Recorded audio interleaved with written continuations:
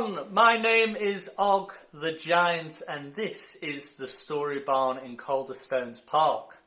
Now we are up to chapter 5 in Alice's Adventures in Wonderland by Lewis Carroll, and it's been an extraordinary journey so far. And as you can see, Mad Hatter is whipping out the best hats for me, and he's even gone so far as to make me this beautiful scarf. Isn't it gorgeous? Beautiful. So I'm wearing these two today. Now I'm going to do a very quick recap of chapter 4, and if you haven't got up to this point yet, please do click on the other videos to catch up. Now, recap of the previous chapter, chapter 4. So the White Rabbit mistakes Alice for Mary Ann, his maid, and tells her to get his gloves and fan because the White Rabbit's lost them. Now Alice did have them, but she hasn't got them anymore, she's lost them. So Alice doesn't correct the White Rabbit that, listen here, White Rabbit, I'm not your maid, I'm Alice. She's just too scared, too weirded out by the whole situation, so she just runs away. She runs away, it's like, yeah, alright, yeah, cool, I suppose I can get you those things. And then she, funnily enough, bumps into the White Rabbit's house, and she knows this because it's engraved in the front door. And she goes in looking for the gloves and the fan. And she drinks a bottle. And it doesn't have anything, doesn't even have drink me on. So it's really risky that she drank it. And so she drank it. And it makes her grow way too big, way too big. And she's nearly going to break the house because she's that big. So the White Rabbit and the creatures tries to get her out, and they make many attempts and many rambling and talking to each other of how we're going to get Alice out of this gaff. Last resort, they give her a cake. So they shower her with pebbles, and these pebbles turn into little cakes. So she eats the cake and she grows very small again. And then basically she runs away into the woods and plays catch with a huge, huge puppy. I'm not making this up if you remember. It is a huge puppy. And it is an amazing, wonderful journey, this. She then runs away and encounters a caterpillar. Folded arms, smoking and not taking any notice of anything or anyone. So it's an amazing, very thought-provoking last image there from the caterpillar. And then we basically left off with some thoughts. Now to say that this is Wonderland, I just thought, Wonderland, it's going to be the best things, filled with the most favourite of things. She's going to have a good old time.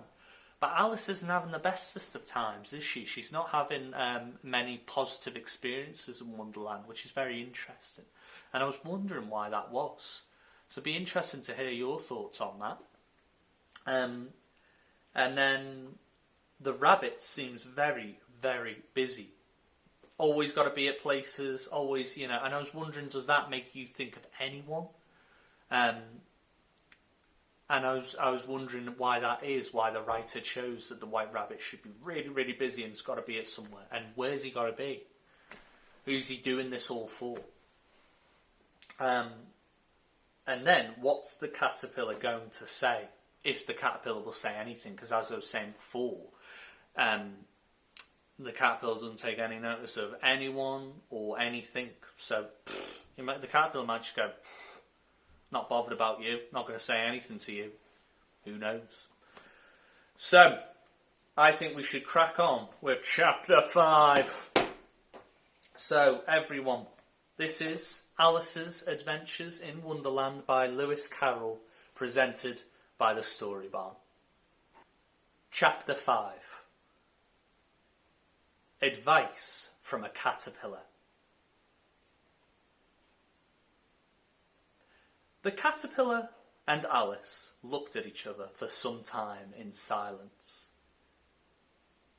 At last, the caterpillar took the hookah out of its mouth and addressed her in a languid, sleepy voice. "Who are you?" said the caterpillar. This was not an encouraging opening for a conversation. Alice replied, rather shyly. I hardly know, sir, just at present. At least I know who I was when I got up this morning, but I think I must have been changed several times since then. What do you mean by that? Said the caterpillar sternly. Explain yourself. I can't explain myself, I'm afraid, sir, said Alice, because I'm not myself, you see. I don't see, said the caterpillar. I'm afraid I can't put it more clearly, Alice replied, very politely, for I can't understand it myself to begin with, and being so many different sizes in a day is very confusing. It isn't, said the caterpillar. Well, perhaps you haven't found it so yet, said Alice, but when you have to turn into a chrysalis, you will soon, someday, you know, and then after that into a butterfly. I should think you'll feel it a little queer, won't you? Not a bit, said the caterpillar. Well, perhaps your feelings may be different, said Alice. All I know is it would feel very queer to me. You, said the caterpillar, contemptuously. Who are you? Which brought them back again to the beginning of the conversation. Alice felt a little irritated at the caterpillars making such very short remarks, and she drew herself up and said very gravely, I think you ought to tell me who you are first. Why? Said the caterpillar. Here was another puzzling question, and as Alice could not think of any good reason, and as the caterpillar seemed to be in a very unpleasant state of mind, she turned away. Come back, the caterpillar called after her. I've something important to say. This sounded promising. Certainly, Alice turned and came back again. Keep your temper, said the caterpillar. Is that all? Said Alice, swallowing down her anger as well as she could. No, said the caterpillar. Alice thought she might as well wait, as she had nothing else to do, and perhaps after all it might tell her something worth hearing. For some minutes it puffed away without speaking, but at last it unfolded its arms, took the hookah out of its mouth again, and said, So you think you've changed, do you? I'm afraid I am, sir, said Alice. I can't remember things as I did, and I don't keep the same size for 10 minutes together. Can't remember what things? Said the caterpillar. Well, I've tried to say how doth the little busy bee, but it all came different, Alice replied in a very melancholy voice. Repeat. You are old, Father William, said the caterpillar. Alice folded her arms and began. You are old, Father William, the young man said, and your hair has become very white, and yet you incessantly stand on your head. Do you think, at your age, it is right? In my youth, Father William replied to his son, I feared it might injure the brain, but now that I'm perfectly sure I have not, why, I do it again and again. You are old, said the youth, as I mentioned before, and have grown most uncommonly fat. Yet you turned a back somersault in at the door. Pray, what is the reason of that? In my youth, said the sage, as he shook his grey locks, I kept all my limbs very supple. By the use of his ointment, 1 shilling the box, allow me to sell you a couple. You are old, said the youth, and your jaws are too weak for anything tougher than suet. Yet you finished the goose with the bones and the beak. Pray, how did you manage to do it? In my youth, said his father, I took to the law and argued each case with my wife, and the muscular strength which it gave to my jaw has lasted the rest of my life. You were old, said the youth. One would hardly suppose that your eye was as steady as ever. Yet you balanced an eel on the end of your nose. What made you so awfully clever? I've answered 3 questions, and that is enough, said his father. Don't give yourself airs. Do you think I can listen all day to such stuff? Be off, or I'll kick you downstairs. That is not said right, said the caterpillar. Not quite right, I'm afraid, said Alice, timidly. Some of the words have got altered. It is wrong from the beginning to the end, said the caterpillar decidedly. And there was silence for some minutes. The caterpillar was the first to speak. What size do you want to be? It asked. Oh, I'm not particular as to size, Alice hastily replied. Only one doesn't like changing so often, you know. I don't know, said the caterpillar. Alice said nothing. She had never been so much contradicted in all her life before, and she felt that she was losing her temper. Are you content now? Said the caterpillar. Well, I should like to be a little larger, sir, if you wouldn't mind, said Alice. 3 inches is such a wretched height to be. It is a very good height indeed, said the caterpillar angrily, rearing itself upright as it spoke. It was exactly 3 inches high. But I'm not used to it, pleaded poor Alice in a piteous tone, and she thought to herself, I wish the creatures wouldn't be so easily offended. You'll get used to it in time, said the caterpillar, and it put the hookah in its mouth and began smoking again.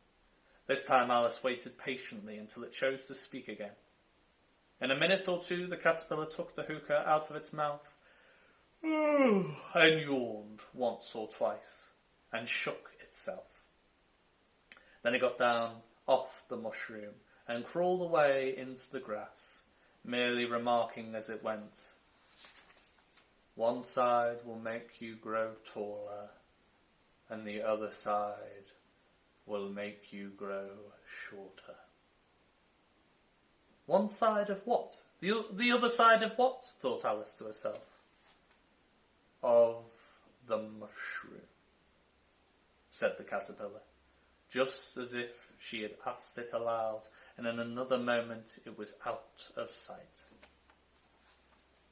Alice remained looking thoughtfully at the mushroom for a minute, trying to make out which were the 2 sides of it, and as it was perfectly round, she found this a very difficult question. However, at last she stretched her arms round it as far as she would go, and broke off a bit off the edge with each hand. And now which is which, she said to herself, and nibbled a little of the right hand bit to try the effect. The next moment she felt a violent blow underneath her chin. It had struck her foot.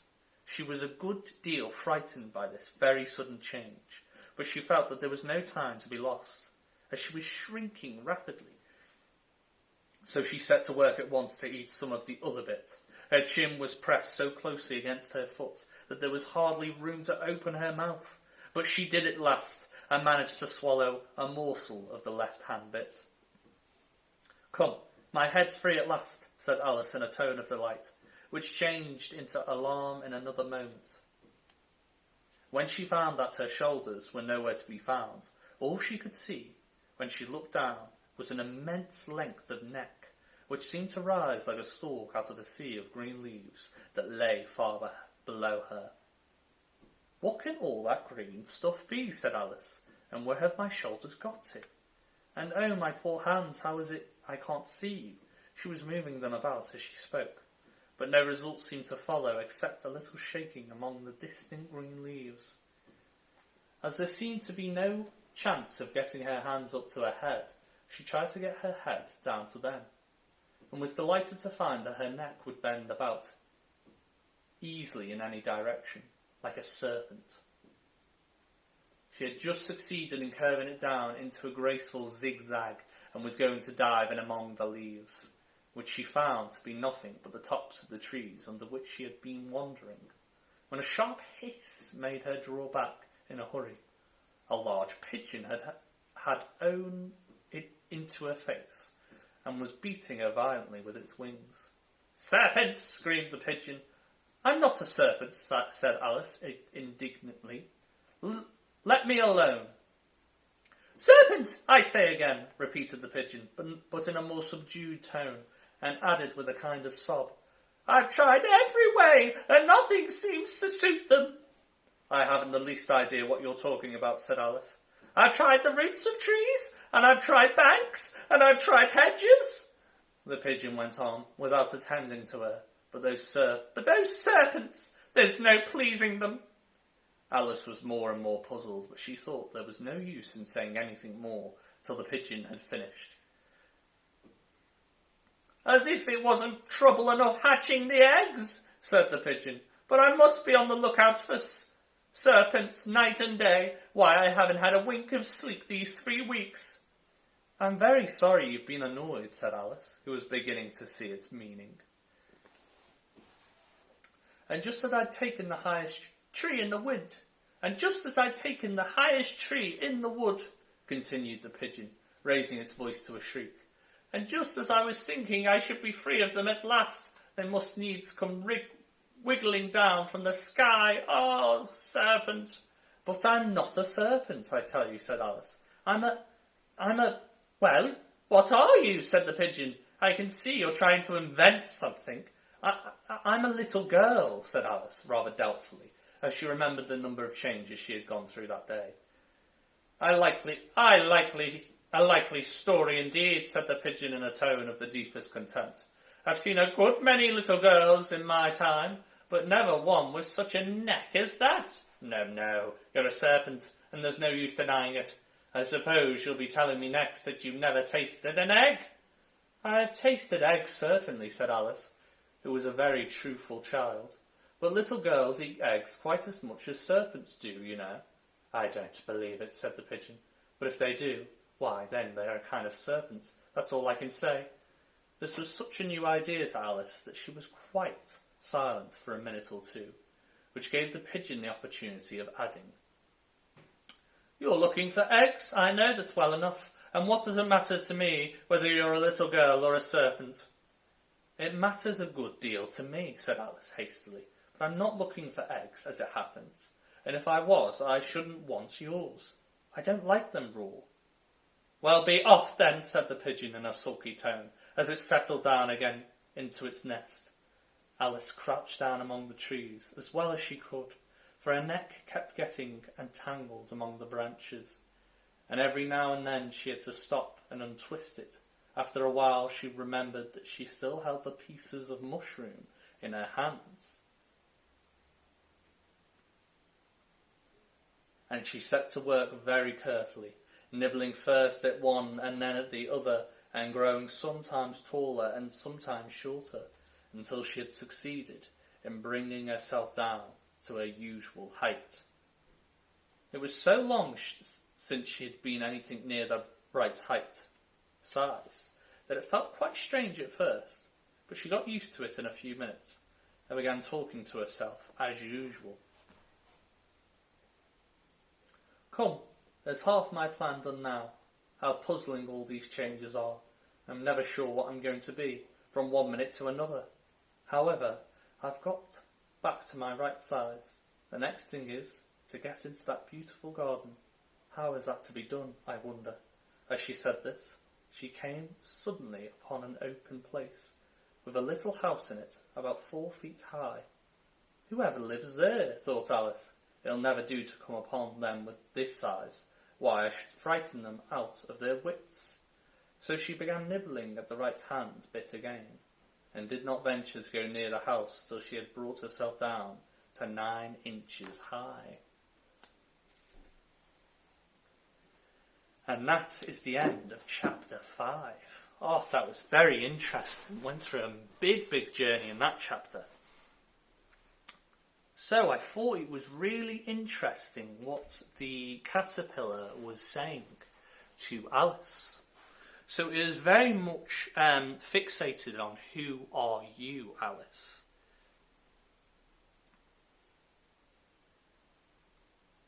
And it was very asking a lot of questions. And I really like the character of the caterpillar and its kind of slow, sleepy voice. And it takes its time. It doesn't change for anyone else. It just is what it is. And I think maybe was that what it was trying to talk to Alice about. That Alice was saying, I've been changed 7 times. I've been up and down, tall and small. But the caterpillar was, I feel like the caterpillar was very much saying, does that change you? When it was saying, who are you? Does it change you, the fact that your appearance has changed? Are you still the same up here? Does that experience add on to who you are? I thought that was very interesting. It doesn't, for me, it was saying it doesn't matter how much your outside changes. You're not going to change inside. You're still going to be the same person inside here. And it's very interesting to hear the old rhymes, the old poems they used to say. Because this is over 100 years old. So you are old, Father William. That was a very interesting rhyme. That's a very old rhyme. And how she was mistaking it and getting a bit wrong. And then she finds this pigeon that screams at Alice. And are you a serpent? Are you a serpent? Yes. Which I thought was very interesting.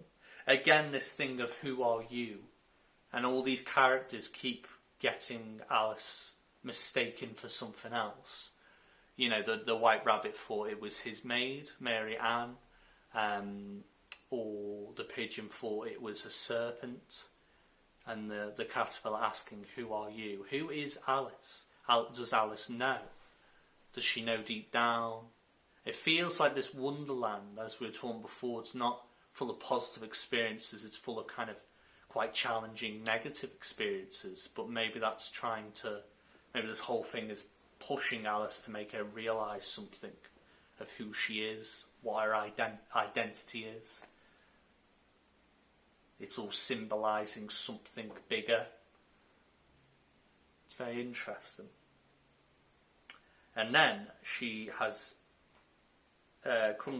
she bumps into this big house. As she said this, she came suddenly upon an open place with a little house in it, about 4 feet high. So it's a little house. That's very interesting. I wonder what she's going to find when she goes into this house. And interestingly, she makes herself smaller as to not intimidate them. So that's interesting. Again, she's changing her appearance for other characters to not bother the other characters, to not intimidate them too much. That's very interesting. So we are up to chapter 6. That's the next chapter. And it has been such a fantastic journey so far. So please do stay in tune for chapter 6. Thank you all so much. I've been Og the Giant and you've all been amazing. Thank you all so much. Goodbye.